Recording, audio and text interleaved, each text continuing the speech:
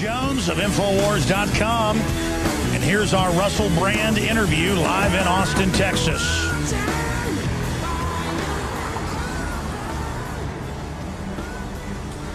What is the essence of your development, or when we talked a few weeks ago, your awakening? Is it accelerating? Because I see an awakening across the board of humanity, period. Yeah, I think this is an interesting time. I think that people are interested once more in formulating a different society. I think people are kind of bored of being exploited. They're bored with a cultural narrative that supports elitism and exploits the people. What do you think of the whole Obama phenomenon? Because a lot of people thought he would actually change things, but instead it seems like he's accelerated all the very same stuff. Whereas, not that George Bush was a good guy, it's just that Obama has been more effective at actually getting the establishment agenda through. I suppose where our beliefs intersect, Alex, is that I think of contemporary bipartisan politics as a meaningless spectacle designed to distract you from where power truthfully dwells. So for me, I don't have a view on Democrats, Republicans. I just sort of think of it as an interchangeable spectacle drawn across the reality. So for me, I'm not surprised or disillusioned or disappointed. For me, I think it's good that there was like a black president. I think that's like a cool thing, but I was kind of disappointed that there wasn't more distribution or redistribution of resources. There wasn't more representation of people that need to be represented. Where does the power really lie?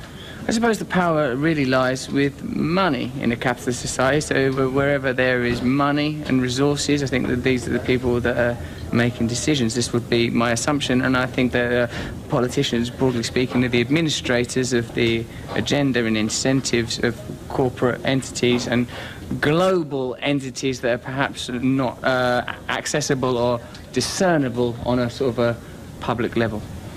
Do you think, in your gut, do you think human civilization will survive? Will we make it off-world, or will humanity destroy ourselves? What's your gut tell you? Yeah, I do. I believe profoundly in the power of humanity. I believe that we're connected. I think there's an inevitability to us to a successful revolution. I think this is a change in consciousness that we're experiencing. I feel that we will survive. I think there's going to be radical changes. I think that we need to be looking at the world as, well, we're pretty worried for your New World Order thing, but I think we need to look at the world as one inclusive entity. We need to look at how many people there are on the planet. We need to look at the resources that are available and what's the most sensible thing to do with that. And I think that's going to be a massive change for the power structures as they currently exist. That's when I feel on my gut is humanity will survive and succeed and go to the next level. I agree with you. And the elite are lying to themselves not to think they're connected to everybody else. Whatever they do to other people comes back on them. That's karma. Yes, I agree with this principle of karma. For me, what's very important is to align people that are currently disparate and oppositional. I think any working people or any people that are economically disadvantaged need to look at forming alliances with one another against people that have economic resources. I'm not talking about the middle classes, I'm talking about super rich elites. Well, my issue is most of the super rich elites got their money through corrupt operations. I mean, I've studied it. They get it through monopolies and through deals. My problem is they usually use government to set up the monopoly. Yes. I understand that government could be a tool for good in the final equation. It's all a balance, but how do you get around the monopoly capitalists using government to shut down their competition?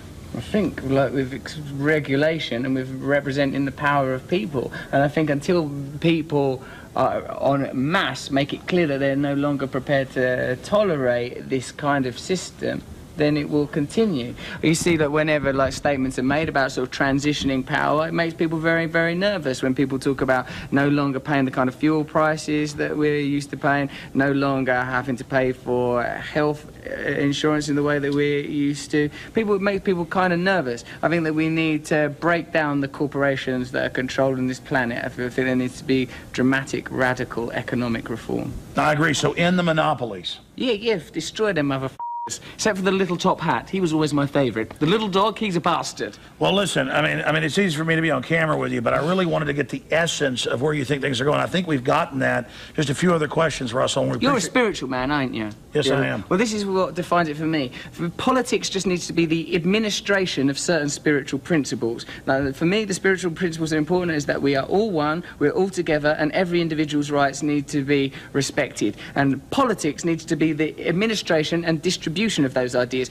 Like, you know, I think that there was a problem with the separation of church and state. I think that we need to see politics as the implementation of spiritual principles of oneness, togetherness, tolerance of one another, and making sure that people are taken care of. This is what I think. I think we need a spiritual revolution more than a political and social revolution. What is veritas, then? What is ultimate truth?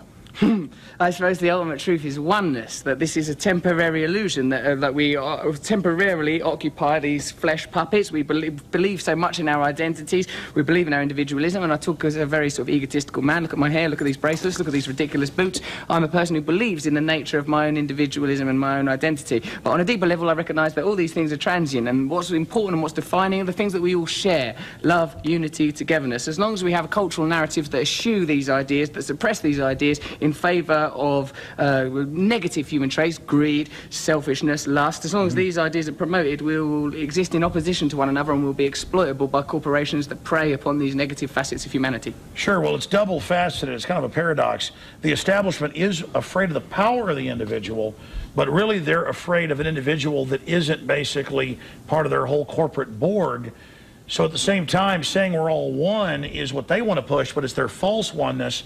There's the oneness of being an individual, being empowered, but sharing that idea with others. They have so it's a paradox. I think they have great principles among one another. When the stock market crashes, they all bail each other out. They take care of each other. They give each other great bonuses. They look after one another at that level. It's just when it comes to everybody else that that we get over. When do you think humanity will get to a point where we're not having all these big wars and all this corruption, or will it just be a process and never really become like a singularity? I think it's happening now, isn't it? I mean, like, it's a long while since Muhammad Ali said, I ain't got no beef with the Viet Cong. But I think people are increasingly realising why we're going to war with these people. We don't know who they are, we don't know who they believe in. What are we doing at war with these people? The problem is around the corner. The problem is in our streets, is on our TVs. Last question. A while back, you were on MSNBC, and it went viral all over the world. Hundreds of millions watched it, where you simply laughed at the people all in a narcissistic power trip sitting around that stage and said you guys are basically a joke, and it shook them up. I'm coming in tomorrow with a big necklace, and I'm opening... Look beyond the superficial. That's the problem with current affairs. You forget about what's important. You allow the agenda to be decided by superficial information. What am I saying? What am I talking about? Don't think about what I'm wearing. These things are redundant. I'm distracted. Superficial. When do you think the old dinosaur media will finally figure out it's dead? Because I've already figured that out. Their audiences are tiny, but they still have these big stages, huge sponsorship. They don't even get that a kid in New York or England or China or Mexico has a bigger audience on YouTube than they do on CNN or MSNBC. What is going to happen when the establishment finally figures out, because the final domino to fall is their whole delusion that they're actually in charge. I agree with you. They're not in charge anymore, but still they think they are. Still we, on average, think they are. What happens when that final domino falls? Well, I think that they'll continually look to occupy new paradigms. I imagine that they're even now investing heavily in new media and in ways of controlling the internet. We're seeing this with what went on with PRISM. They're advanced. These people aren't in power by mistake. They know what they're doing.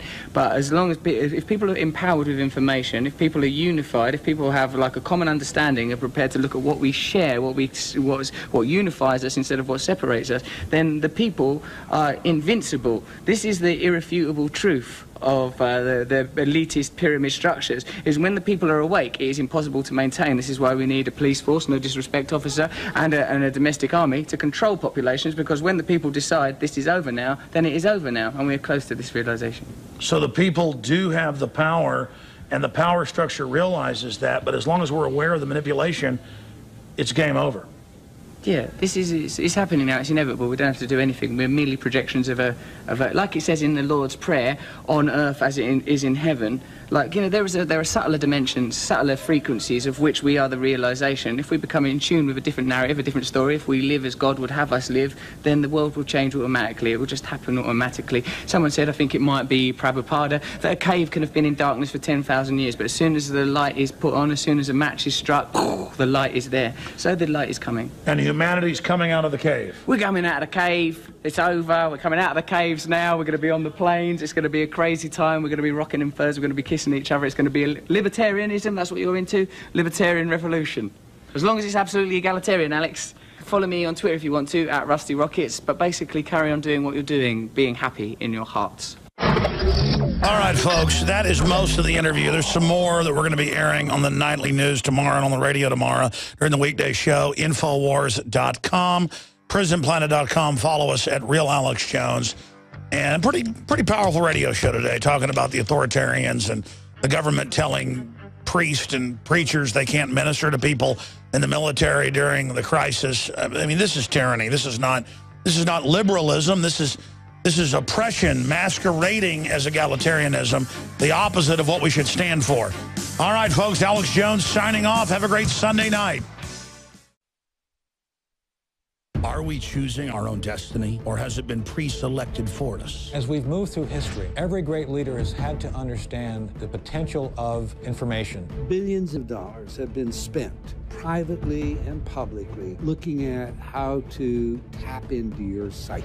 From compulsory state education to the Hollywood media brainwashing machine, we are kept in perpetual bondage to the ideas that shape our actions. When somebody obscures that feedback loop between you observing and testing it out and verifying it, they can take total control of your awareness. All of this is happening so fast, you need to be ahead of the game. How to engineer the opinion of the American people so that they would not only endorse but demand a war. Oh, there's another plane just hit.